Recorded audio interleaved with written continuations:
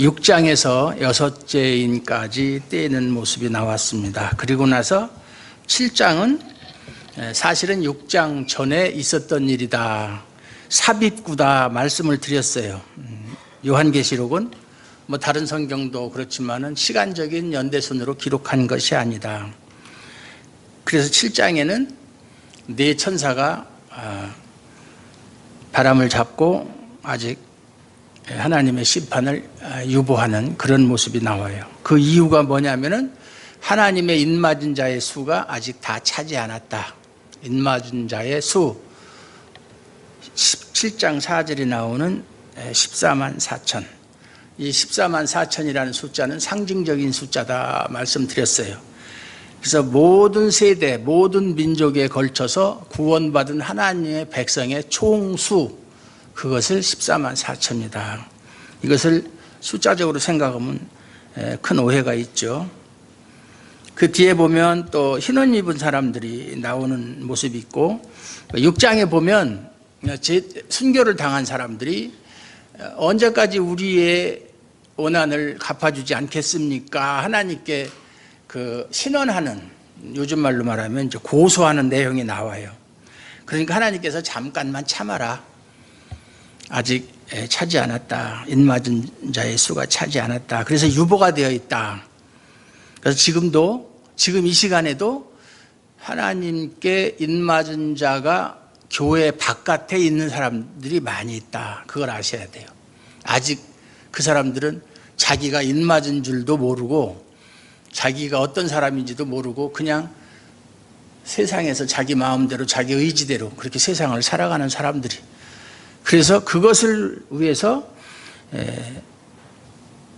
하나님께서 심판을 유보하고 있는데, 그들을 하나님의 교회 안으로 불러들이는 것은 누가 할 일이에요?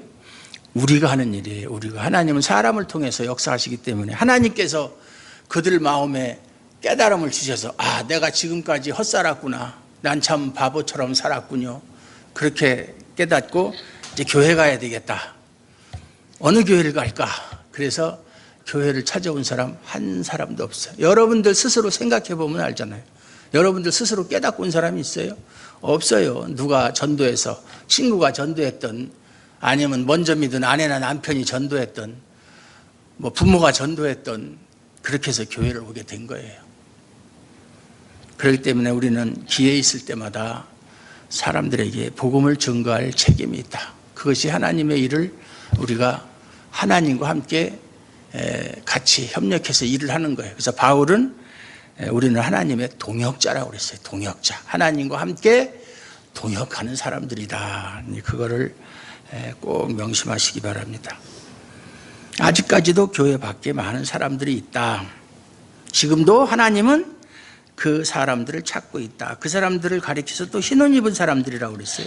흰옷 입었다. 예수의 피에 그 옷을 빨아서 희게 된 그 옷을 입은 사람. 그러니까 예수님의 십자가의 보혈로 제사함 받고 하나님께 의롭다함을 받은 사람들, 순교자들 14만 4천 다 똑같은 한 사람을, 한 종류의 사람을 그렇게 표현하는 거예요. 뭐 따로따로 있는 것이 아니라, 어떤 사람은 뭐 이스라엘 사람들 따로 있고, 이스라엘에서 구원받은 사람 14만 4천이 따로 있고, 또 그 외에 허다한 무리, 흰옷 입은 허다한 무리가 따로 있고, 뭐 이렇게 있는 게 아니에요.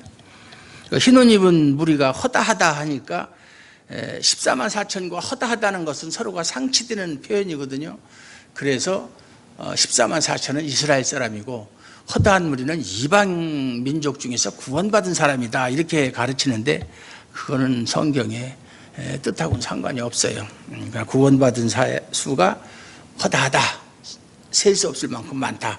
그렇지만 요한계시록 뒤에 보면 천국의 규모가 나옵니다. 크기가 가로 얼마, 세로 얼마 이렇게 나오는데, 그 규모가 정해져 있다는 것은 천국에 들어갈 자가 정해져 있다는 얘기예요.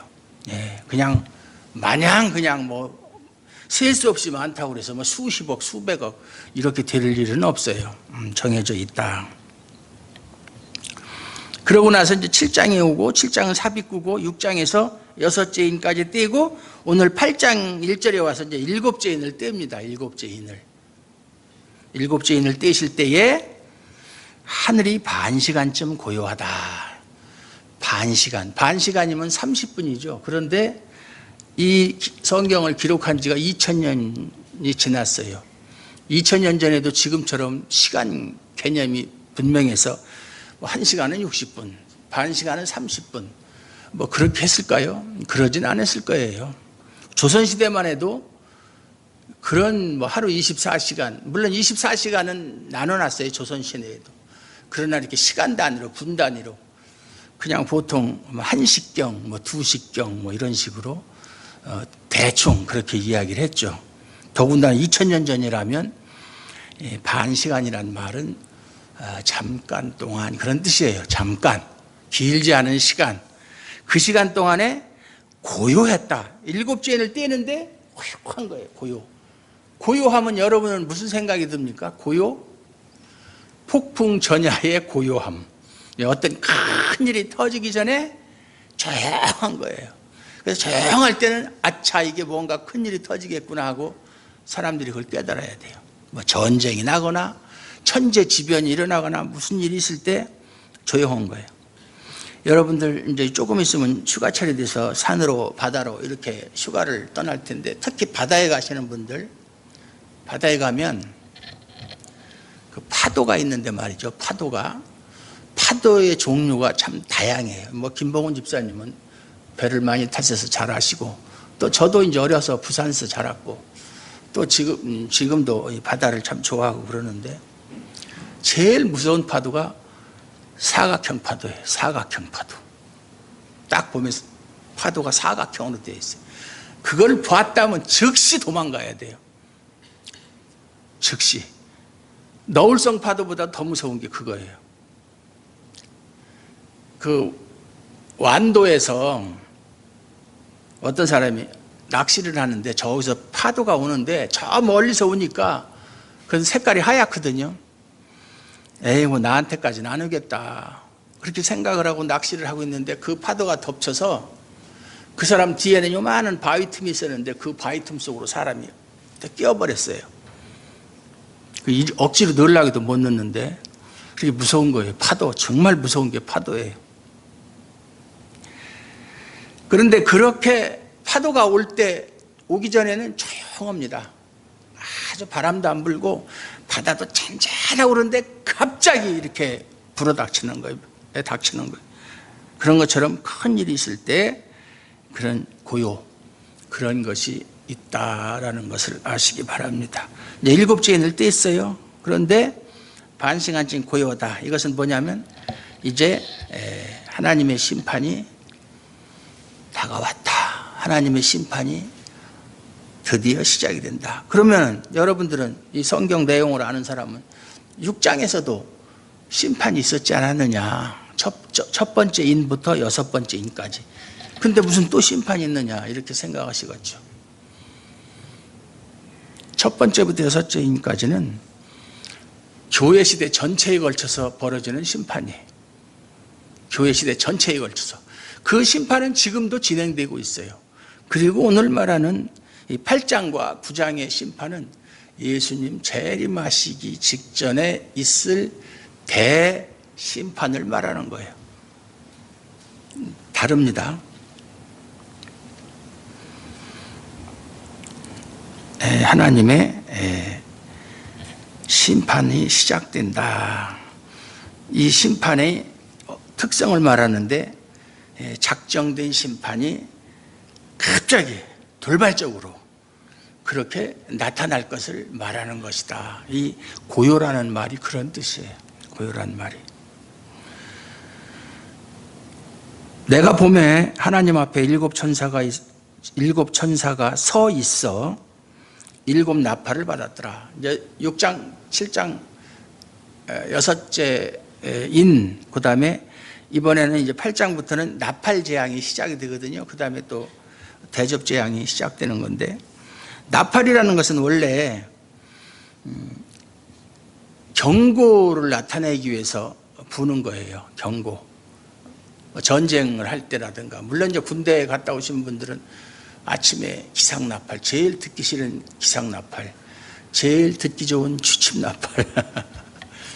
나팔이라는 것은 뭔가를 알리는 그런 의미로 나팔을 부는 거예요. 뭐 승리를 알릴 때도 승리의 나팔도 불고, 또 전쟁이 시작됐다, 적군이 쳐들어온다, 그걸 알리기 위해서 나팔을 불고. 근데 여기에 나팔은 하나님의 심판을 알리기 위한 나팔이다, 그걸 아셔야 돼요. 그런데 문제는 사람들이 심판에 대해서 관심이 없어요. 세상 사람들이야 당연히 뭐 심판에 대해서 믿지도 않죠. 무슨 심판이 있느냐. 뭐 하나님의 존재도 안 믿는 사람이 하나님이 나중에 이 세상을 심판하신다 그러면 그걸 믿겠어요? 안 믿어요. 너나 심판 피하고 잘 먹고 잘 살아라. 나는 심판이 와도 두렵지 않다. 이런 식이에요.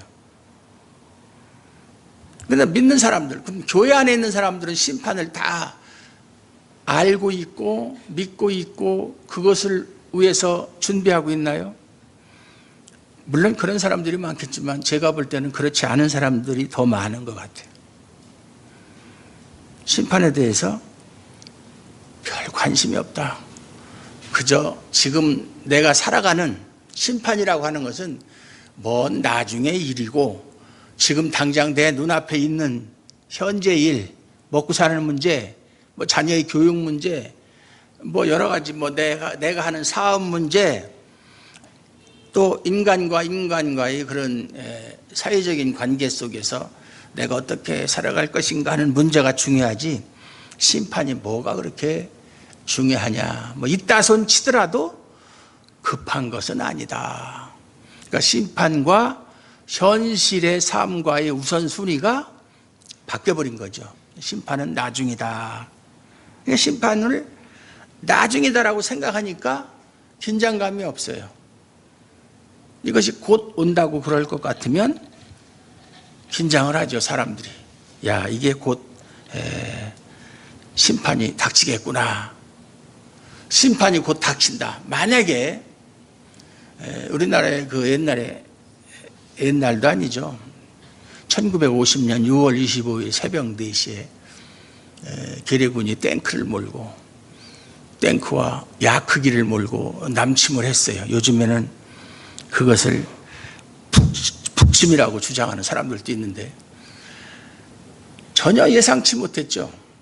그 당시 우리나라 국군은 전혀 싸울 만한 그런 뭐 무기도 없었고 병력도 그렇고 전혀 대비할 수 있는 그런 상황이 못 됐어요. 그런데 갑자기 내려왔어요. 예고하고 내려온 거 아니에요. 전쟁이 왔어요. 사람들이 막 피난을 갑니다. 나중에 한강다리까지 이승만 대통령이 폭파시켜라. 왜냐하면 계리군이 그 한강다리를 이용해서 더 남쪽으로 내려갈까 봐 그걸 폭파시켰어요. 그 바람에 많은 사람들이 남아하지 못하고 죽은 사람들이 많아요. 또 건너다가 다리 위에서 죽은 사람도 많고. 그런데 전쟁이 나서 피난 가는 사람이 무슨 생각을 하겠습니까? 그 사람들이 생각하는 건 오직 하나밖에 없어요. 뭐예요?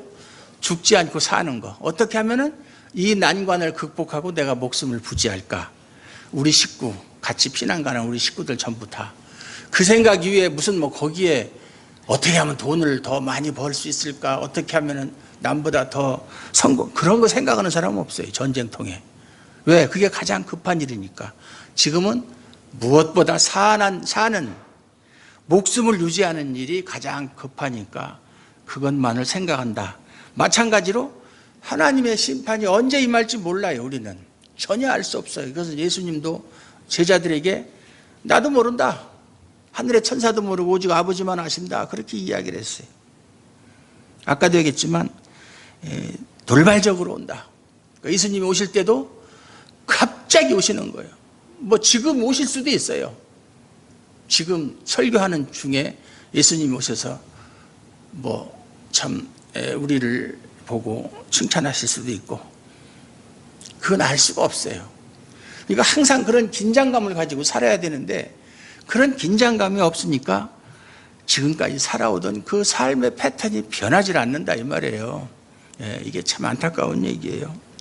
그렇다고 해서 심판이 온다고 해서 아무것도 하지 말고 그냥 그 종말론자처럼 산속에 가서 텐트 쳐놓고 라면 끓여 먹어가면서 그저 주님 어서 오십시오 기도하고 찬양하고 그렇게 살라는 얘기는 물론 아니에요. 현재 삶 속에서 주어진 일을 하면서 살더라도 항상 긴장감을 가지고 살아라. 무엇이 우선순위인지 우선순위를 바꾸지 말아라 그 말이에요. 다 일을 해야 또 먹고 살 수가 있고 우리가 이 세상에 사는 동안에는 자녀들 교육도 시켜야 되고 여러 가지 할 일이 그건 그대로 하는 거예요. 그러나 거기에 쏟는 관심 이것이 심판을 대비하는 것보다 더 많이는 하지 말라 그 말이에요. 우선순위가 바뀌면 안 돼요. 예수님이 십자가에서 죽으셨어요. 우리는 예수님이 십자가에서 죽으셨다 그러면 예수님이 죽으심으로 인해서 그 은혜로 우리가 제사함 받고 구원받았다 이것만 생각해요. 거기에 다른 의미가 있는 것은 생각을 안 해요. 무슨 의미가 있습니까? 예수님이 왜 십자가에서 죽으셨어요? 그것은 예수님 자신의 죄 때문에 그런 것이 아니라 하나님의 택한 백성들의 죄를 대신 짊어지시고 대신 짊어지신 예수님을 하나님이 그를 심판해서 우리 대신 죽게 만든 거예요. 그게 심판이에요. 심판. 십자가 사건은 우리 죄에 대한 심판이에요. 그렇다면 예수님이 우리 죄 때문에 죽으셨다? 그것을 믿는 사람은 예수님의 죽음에 효력이 미치는 것이고 그걸 믿지 않는 사람은 심판이 남아있는 거예요. 심판이 남아있어요. 나를 믿는 자는 심판을 받지 아니하고 나를 믿지 않는 자는 이미 심판을 받았느니라 하는 말씀처럼 심판이 남아있는 거예요. 이 8장에서 9장까지 있는 심판이 남아있는 거예요. 그걸 생각해야 되죠. 그러면은 그 사실을 믿지 않는 사람들, 교회 안에 있는 사람이든 교회 밖에 있는 사람이든 반드시 하나님께서 언젠가는 심판하실 것이다 라고 하는 것을 알고 있어야 된다 그 말이에요. 이미 심판은 시작이 되었고 최종적인 심판은 언제 임할지 모르지만 반드시 임한다. 구약성경 하박국에 보면 하박국 알죠? 하박국. 호박국이 아니라 하박국. 구약성경 마지막 한 3권 정도 앞에 있는 건데 세상이 반드시 심판을 받아야 한다면 우리가 바라는 것이 무엇이겠는가에 대해서 가장 좋은 대답이 하박국을 보면 알 수 있어요. 거기 보면 하박국이 뭐라고 얘기했어요? 무화과나무가 무성치 못하고 포도나무에 열매가 없고 감람나무에 소출이 없고 밭에 식물이 없고 애양간에 소가 없고 또 우리의 양이 없을지라도 나는 여호와를 즐거워하며 구원의 하나님으로 인하여 기뻐하리라 그랬어요. 기뻐한다고 그랬어요. 이해가 안 가죠. 있는 게 아무것도 없어요. 무화과나무도 열매가 맺히지도 않고 포도나무도 마찬가지고 외양간도 있으면 뭐에 소가 없는데 그럼에도 불구하고 자기는 여호와를 즐거워하고 구원의 하나님으로 인하여 기뻐한다고 그랬어요. 왜 그랬을까? 왜 그런 말을 했을까? 그냥 하는 소리가 아니고 하박국은 그 당시 이스라엘이 처한 상황을 누구보다 잘 알았어요. 물론 선지자니까 그럴 수도 있겠지만 그래서 하나님의 심판이 임할 것을 바라봤다. 알았다. 하나님께 계시를 받았다. 여기에서 우리가 살아나갈 수 있는 길은 그리고 하박국이 한 말이 유명한 말이 뭐죠? 오직 의인은 믿음으로 말미암아 살리라 함과 그것이 로마서 10장 17절에 바울이 인용한 말이에요. 믿음으로밖에 우리가 살아가는 방법이 없다. 이러한 심판에서 견딜 수 있는 길은 오직 한 가지 그것은 곧 믿음밖에 없다. 의인은 믿음으로 말미암아 산다. 그걸 이제 바꿔서 얘기하면 믿음으로 사는 자가 의인이다 그 말이에요. 의인이라는 게 어선 선한 행위를 많이 하고 무슨 이렇게 자선 사업 많이 하고 그런 세상에서 어떤 업적을 많이 쌓는 사람이 의인이 아니고 종교적인 업적이든 그게 아니고 믿음을 가지고 있는 사람이 의인이다, 그 말이에요.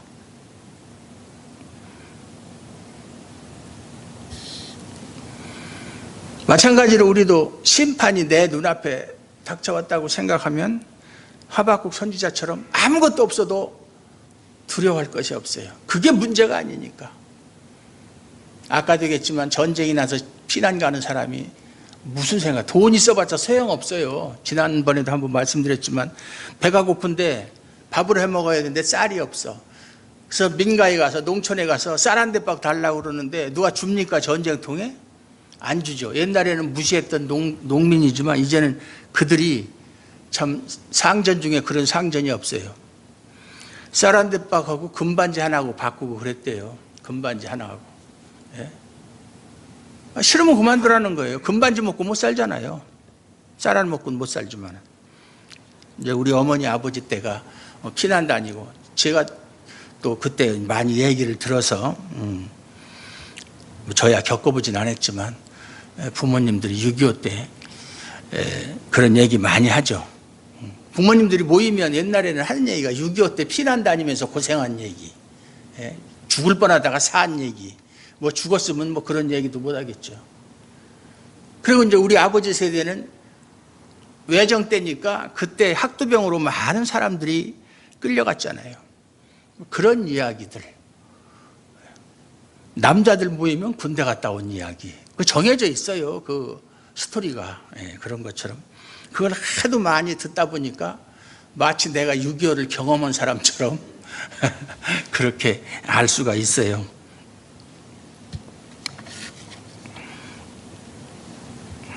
또 다른 천사가 와서 제단 곁에 서서 금향로를 가지고, 향로가 뭐예요?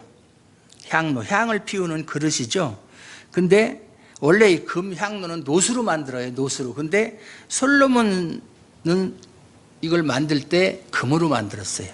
금향로를 가지고 많은 향을 받았으니 이는 모든 성도의 기도와 합하여 보좌 앞 금제단에 드리고자 함이라. 이것이 기도다. 성도의 기도를 향로에 담았다. 이 상징적인 표현이죠. 기도를 어떻게 담아요? 기도가 물건도 아닌데. 그래서 제단에 드렸다. 하나님이 그 향연, 그 향연이란 향을 태울 때 나오는 연기죠. 네, 그것을 맡으셨다.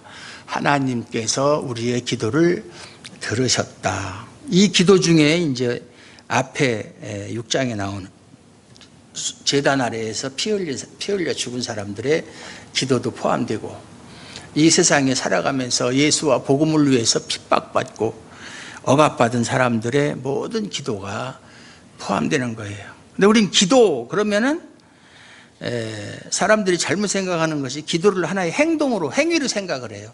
새벽 기도 해야 되고 철야 기도 해야 되고 뭐 해야 되고 산기도 가야 되고. 기도는 행위가 아니에요. 또 기도는 열심히 해야 된다. 그냥 막 열심히 산에 가서, 옛날에 지금은 그런 소리 하는 사람 없는데 산에 가서 소나무 잡고 막 열심히 부르짖어서 소나무 뿌리가 뽑히도록 그렇게 해서 소나무 한 서너 개는 뽑아야 그게 기도한 거다. 이렇게 하는 소리 옛날 사람들은 많이 들었어요. 그 다음에 정성을 다해서 해야 된다. 정성이 지극해야 지성이면 감천이다. 기도도 정성을 다해서 해야 된다. 그 다음에 또 무슨 얘기가 있어요? 오랫도록 해야 된다. 하루에 기도를 몇 시간 했느냐. 그거 자랑하는 목사님이 있어요. 나는 하루에 20시간씩 기도했다. 잠은 안 자고 밥도 안 먹나? 20시간씩 어떻게 기도하는지 이해가 안 가요. 그래서 설교 준비할 필요 없다. 기도를 많이 하면 오늘 설교하려고 그래서 성경책을 딱 피면 설교할 본문이 나오고 그냥 생각나는 대로 하면 된다. 이렇게 주장하는 목사들이 있어요. 이단이에요. 이단. 말도 안 되는 소리예요. 우리가 무슨 목사가 하나님의 계시를 직접 받는 그런 선지자나 사도가 아니에요. 이미 기록되어서 우리에게 주어진 성경을 해석해서, 이 시대에 맞게 해석해서 하나님의 성도들에게 전해주는 사람이지 무슨 특별한 능력이 있어서 하나님께 직접 말씀을 듣거나 그러는 사람이 아니에요. 지금 그런 사람은 없어요. 이 시대에는. 제사장도 없고 선지자도 없고 사도도 없어요. 뭐 지금도 있다고 주장하는 사람이 있어요. 그 사람들을 가리켜서 신사도주의자다, 이단이죠. 네, 그런 사람들이 많아요. 기도는 열심도 정성도 많은 양을 해서 하는 것이 아니다. 그럼 기도가 뭐냐? 어떻게 해야 되느냐? 마태복음에 보면 주님께서 가르치신 기도의 내용이 나오죠. 누가복음에도 나오고, 누가복음 6장 9절부터 11절, 마태복음은 9장인가요? 그래서 9장 6절부터 15절까지인가 이렇게 나와 있어요. 근데 마태복음에는 그런 얘기가 없는데 자세하게 너희는 이렇게 기도하라 그러면서 하늘에 계신 아버지 뭐 이렇게 해서 쭉 시작되는데, 누가복음에는 그러기 전에, 기도를 가르쳐 주시기 전에 제자 중 한 사람이 예수님께 나와서 선생님, 요한도, 세례 요한이죠. 요한도 자기 제자들에게 기도하는 것을 가르쳐 주었는데 우리에게도 기도하는 법을 가르쳐 주십시오, 이렇게 부탁을 하니까 예수님께서 너희는 이렇게 기도하라, 하늘에 계신 아버지가 영화롭게 되고 뭐 이렇게 쭉 가르쳐 줬어요. 그 우리가 흔히 하는 주기도문이에요. 주님이 가르쳐 주신 기도다. 그런데 우리가 이제 주기도문 할 때 보면 그냥 뭐 주문이 오듯이 하늘에 계신 우리 아버지요 뭐 이름이 거리, 뭐 깊은 뜻을 알지도 못하고 그냥 뭐 그렇게 하는 것, 그게 이제 이미 벌써 몸에 뱄어요. 그게 참 옳지 않다. 그 주기도문의 내용을 보면 다 하나님을 위한 기도예요. 하나님의 영광을 위한 기도. 내 영광을 구하는 기도는 하나도 없어요. 거기에 기도의 내용을 자세히 보세요. 물론 거기에 일용할 양식을 달라는 것도 있고 뭐 죄를 사해 달라는 것도 있지만, 죄 사해 달라는 것도 하나님만이 우리의 죄를 사해 주실 수 있다는 것을 인정하는 얘기예요. 그것이 우리를 위한 기도가 아니에요. 일용할 양식은 그 앞에 보면 6장이죠. 마태복음 6장에 보면 너희는 무엇을 먹을까 마실까 입을까 염려하지 말라, 이런 것들은 다 이방인이 구하는 것이라, 이런 것들은 너희에게 있어야 할 것을 천부께서, 하나님께서 다 알고 계신다, 그렇게 말씀하셨어요. 그런 것은 구할 것이 못 된다. 안 구해도 하나님이 너희에게 필요하다는 걸 다 알고 계신다.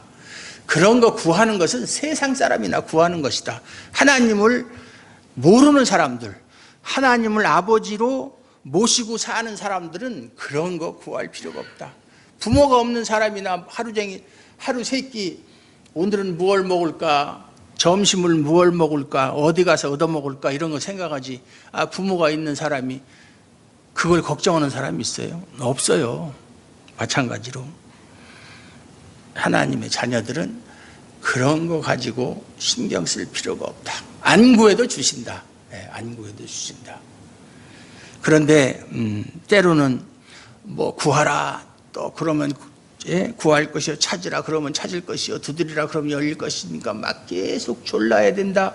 울지 않는 애에게 젖주느냐, 이런 식으로 하나님께 졸르라고 막 억지를 해도 때를 써서라도 구하라고 하는 기도를 가르치는 사람들은 잘못된 거예요. 우리가 구할 것은 하나님의 영광이에요. 하나님의 영광. 그러면 예수님의 제자들이 기도를 그동안 안 했다는 얘기예요. 그동안 기도를 전혀 안 했기 때문에 이제 기도를 좀 하려고 그러는데 기도를 어떻게 하는지 모르니까 가르쳐달라는 얘기예요. 그건 아니잖아요. 왜냐, 이 사람들은 유대인이에요. 율법을 알고 때만 되면 예루살렘 성전에 올라가서 1년에 3번씩 제사 드리고 또 율법을 나름대로 열심히 지키며 사는 유대인들이에요. 기도 안 했을 리가 없어요. 그런데 예수님을 만나서 예수님께 말씀을 듣고 예수님이 행하는 일을 보고 그러고 보니까 우리가 지금까지 했던 기도는 잘못된 기도구나 하는 것을 깨달았다는 얘기예요. 그래서 주님께 기도를 가르쳐 달라고 한 거예요. 지금까지 기도, 바리새인의 기도를 보면 알잖아요. 하나님 감사합니다. 나는 이렇게 바리새인으로 태어나게 해주시고, 다 그 바리새인이 구하는 기도는 자기의 영광을 위한 기도예요. 자기가 의롭다고 주장하는 기도예요. 그런데 주님께서 가르쳐 주신 기도의 내용은 그게 아니고 너희의 영광을 구하는 기도란 없다. 오직 하나님의 영광을 구하는 기도만 해야 된다. 그것이 우리 하나님의 자녀들의 의무다. 그래서 항상 우리 성도들은 나는 하나님께 저주받아 지옥 가기에 합당한 사람이다. 그런데 하나님께서 은혜로 말미암아 내가 아무것도 한 것도 없는데 나의 어떤 조건이나 이런 자격을 보지 않고 일방적으로 나를 선택하셔서 하나님의 자녀로 삼으셨다. 그런 사람이 할 말이 뭐가 있겠어요? 그저 하나님 감사합니다. 항상 하나님을 생각할 때마다 감사, 그리고 저는 죄인이었습니다 라는 말밖에 할 말이 없잖아요. 그런 마음을 가지고 살아가는 것이 쉬지 말고 기도하는 거예요. 그게 기도예요. 기도라는 게 뭐 특별하게 어떤 형식을 갖춰서 이렇게 하는 거, 그거 해봐야 얼마 동안이나 하겠어요. 그런 마음을 가지고 살아가는 사람이 기도하는 사람이다.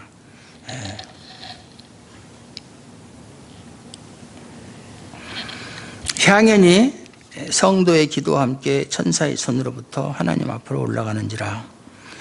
천사가 향로를 가지고 제단에 불을 담아다가 땅에 쏟아요.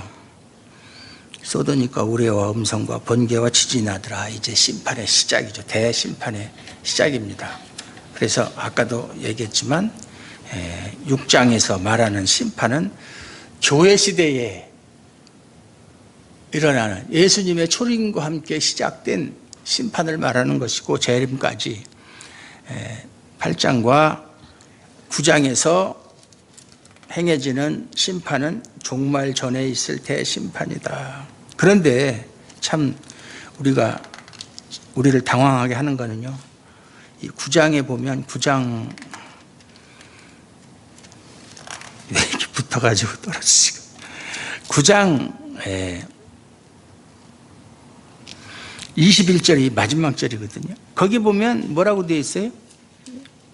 여러분들 8장까지 봤으니까 9장 한 장만 넘기면 되죠? 같이 한번 읽겠습니다. 시작. 또 그 살인과 복술과 음행과 도둑질을 회개하지 아니하더라. 그런 대심판이 진행이 돼도 회개 안 할 사람은 죽어도 안 한다는 얘기예요. 안 해요. 여러분들이 죽을 때가 되면 하나님 찾는다고 그러는데, 뭐 누구든지 뭐 죽을 때 소망도 없고 그러는데 그때 예수나 믿는다고 하지. 그거 될 것 같죠? 안 하는 사람은 죽어도 안 해요. 안 하는 거예요, 그게. 자기가 뭐 예수님 찾고 싶어서 찾나? 이제 죽을 때 되니까 아무런 소망도 없고 기댈 데도 없고 그러니까 믿져봐야 본전이니까 예수님 찾지. 믿져봐야 본전이든 그냥 한번 하는 척하든 예수 찾는 사람, 구원받지 않은 사람은 그렇게 못하는 거예요. 그게 할 수가 없어요. 그러니까 이런 큰 심판이 일어나도 20절에 보면 이 재앙에 죽지 않고 남은 사람들은 손으로 행한 일을 회개하지 아니하고 오히려 여러 귀신과 또는 보거나 듣거나 다니거나 하지 못하는 금, 은, 동과 목석의 우상, 그런 목석으로 만든 우상에게 절하고, 우상 숭배하는 거예요. 그 시간에도 하나님의 심판이 시작됐는데도 하나님 앞에서 회개하는 것이 아니라 우상 숭배를 하고, 또 자기들이 한 죄에 대해서 깨닫지도 못하고 또 회개하지도 않는다. 이게 인간이에요. 인간. 버림받은, 이마에 인받지 않은 사람들의 모습이 그렇다 이 말이에요. 하박국 선지자가 오직 이 환난에서 벗어나는 길은 믿는 자들 뿐이다 라는 말과 요한계시록에서 말하는 그 재앙 가운데서도 하나님의 보호를 받을 수 있는 사람은 흰옷 입은 사람, 즉 이마에 인 맞은 사람들이다 하는 말과 같은 말이에요. 인 맞은 자. 여러분 인 맞았습니까? 예? 인 맞았어요? 대답이 시원찮네. 안 맞았어요? 왜 그러냐면 맞았다고 얘기하면 어디냐고 보여달라고 할까 봐 꼭 대답하기 전에 뭔가 생각을 하죠. 다음에 내가 이렇게 얘기하면 또 무슨 저희가 있을 거죠. 이거를. 그게 순수하지 못해서 그래요. 순수하지 못해서. 그래서 애들한테 하나 더하기 하나가 얼마예요? 그럼 둘 그러는데 어른들한테 하나 더하기 하나가 얼마예요? 그러면 한참 생각해요. 이거 왜 물어볼까? 묻는 의도가 뭐지? 이렇게 여러 가지 생각을 해요, 나름대로. 이게 때가 묻어서 그래요, 때가 묻어서. 생각나는 대로 하질 못해요. 내가 이 말을 하면 나를 어떻게 생각할까? 이 말을 하면 맞을까 틀릴까? 이런 걸 생각해서 어차피 틀릴 건데.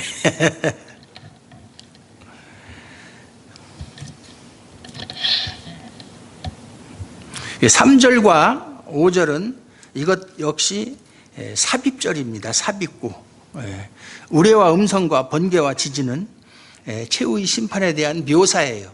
이걸 꼭 뭐 진짜 문자적으로 우레, 뭐 음성이 나고 번개, 지진 그런 것이 아니라 특히 지진은 마태복음 24장 25절에도 보면 종말의 그 증거들에 나타날 때 지진, 전쟁, 기근 이런 것이 나오는데 그 중에서 제일 큰 것이 지진이에요. 지진. 한번 지진 났다 하면 엄청나게 많은 사람들이 죽잖아요.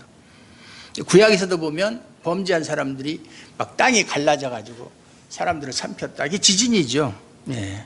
이런 것들은 하나님의 심판이, 최후의 심판이 얼마나 무섭고 엄중한지 그것을 상징적으로 보여주는 내용이에요. 그래서 8장 1절에서 오늘 읽은 본문 5절까지가 구약 성경에서 역시도 죄인들에 대한 하나님의 심판을 묘사할 때와 동일한 패턴을 따르고 있다. 8장 1절에서 5절. 즉 도움을 간청하는 성도들의 기도가 있고 이 기도에 대한 하나님의 응답이 있다. 특히 사사기에 보면은 사람들이 범죄해서 하나님께 징벌을 받고 다른 민족에게 점령당하고 막 압제를 당할 때 이들이 자기들의 잘못을 깨닫고 하나님께 잘못했습니다, 용서해 주십시오 하면 하나님께서 사사를 일으켜서 또 이렇게 그들을 해방시키고 그래서 잘 살게 하는데 잘 살다 보면 또 범죄하는 거예요. 그게 인간이에요. 인간은 배부르고 등 따시면 꼭 나쁜 짓 하고 나쁜 생각한다고요. 예? 참 내가 하나님이라면 그런 인간들 싹 쓸어버리고 그냥 새로운 사람을 만들어 놓든지. 그런데 하나님은 그렇게 하질 않아요. 왜냐하면 처음부터 그럴 줄 모르고 만들었나 사람들? 알고 만들었는데. 그러나 그들을 통해서 비록 사람들이 범죄했지만 그래서 하나님을 인정하지 않고 하나님을 떠났지만 그 중에 일부는 자신들의 범죄를 깨닫고 또 하나님께로 돌아오는 사람이 있기 때문에, 물론 그것도 원인이 하나님의 은혜에 있는 거죠. 그들이 스스로 깨달은 게 아니라 그 사람들을 통해서 영광 받으시는 것을 기뻐하시고 그걸 원하시기 때문에 전체를 다 없애버리지 않는 거예요.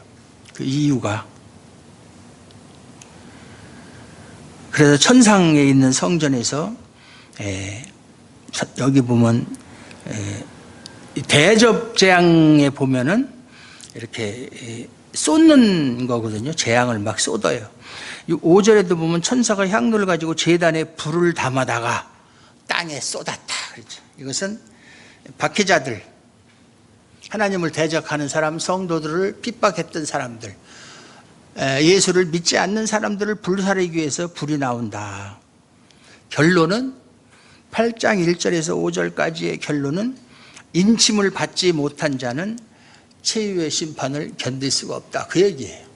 간단한 얘기지만 최후의 심판, 지금도 심판이 진행되고 있지만 최후의 심판은 분명히 있습니다. 분명히 있습니다. 믿으십니까? 분명히 있습니다. 그거를 부인하면 안 돼요. 그걸 부인하는 순간 여러분의 신앙은 활기를 잃게 돼요. 목표를 잃고 방황할 수밖에 없어요. 목표가 없잖아요. 구심점이 없잖아요. 사랑하는 성도들, 하나님의 심판을 믿고 내가 심판을 견디는 일은 뭐 인침을 받는 것이 인침을 받고 싶다고 해서 받는 것도 아니고 내가 원한다고 되는 것도 아니에요. 하나님이 인 쳐주는 사람만 받고 안 쳐주면 못 받는 거예요. 하나님이 선택한 사람들만 받고 그렇지 않은 사람은 못 받는 거예요. 내가 하나님의 선택을 통해서 참 인침을 받고 최후의 심판에서도 하나님의 보호를 받는 사람이 되었다면 그렇게 믿는다면 지금 현재 우리가 이 세상에서 어떻게 살아야 되는가? 어떻게 살아야 되는가? 무엇을 위해서 살아야 되는가? 주님께서 가르쳐 주신 기도의 내용처럼 나를 위해서 살지 않고 주님을 위해서 살고자 하는 그런 마음이 있는가? 우리 스스로 다시 한번 점검하시기를 주님의 이름으로 축원합니다. 하나님 아버지 감사합니다. 오늘도 하나님께서 우리를 사랑하사 우리가 이 마지막 시대에 어떻게 살아야 하는지를 말씀을 통해서 우리에게 깨우쳐 주셨습니다. 하나님의 말씀은 살았고 운동력이 있어서 좌우의 날선 어떤 검보다도 예리하고, 그래서 사람의 몸과 혼과 관절과 골수를 찔러 쪼개기까지 하며 사람의 마음의 생각을 감찰하신다고 하셨습니다. 그 말씀을 통해서 우리의 모든 것이 하나님께서 원하시는 사람으로 변화될 수 있도록 도와주시옵고, 하나님의 유업을 받을 자로서 조금 더 부족함이 없이 살아갈 수 있도록 도와주시옵소서. 예수님 이름으로 감사드리옵고 기도하옵나이다.